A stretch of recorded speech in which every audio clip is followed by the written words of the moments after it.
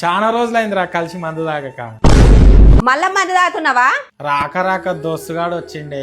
నిన్ను ఖరాబ్ చేస్తుందే నీ దోస్తుగాళ్ళు. వాళ్ళ సంసారాలు నాశనం చేసుకుందే కాకుండా ఎదుటోళ్ళ సంసారాలు కూడా నాశనం చేస్తున్నారు.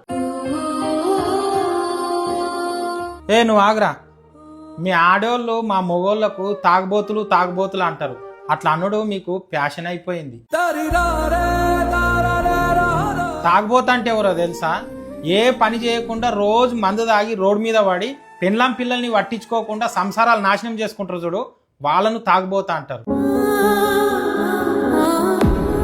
పని టెన్షను, ఇల్లు గడిపే టెన్షను, పిల్లల టెన్షను, ఇంటికి వచ్చినాక మీరు పెట్టే టార్చరు, ఇవన్నీ మర్చిపోనికే మా మొగోళ్ళు అప్పుడప్పుడు మందు తాగితే మీరు తాగుబోతా అని ముద్ర వేస్తారు. దోస్తుగాంతో తాగితే తాగుతున్నాడు తాగుబోతు అని లొల్లి పెట్టుకుంటావు.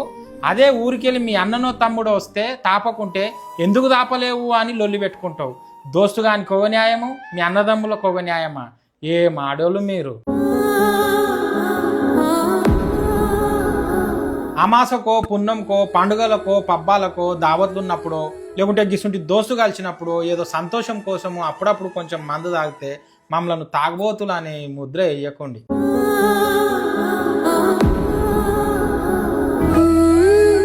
మద్యం ఎప్పుడో ఒకసారి తీసుకుంటే అది సంతోషము, రోజు తాగితే అది వ్యసనం. ప్రతిరోజు తాగి మీ ఆరోగ్యాన్ని, జీవితాన్ని, కుటుంబాన్ని రోడ్డుపాలు చేసుకోవద్దు. ఈ వీడియో చూసైనా మీ కుటుంబం కోసం ఒక్క అడుగు మార్పు వైపు వేస్తారని మనస్ఫూర్తిగా ఆశిస్తున్నా.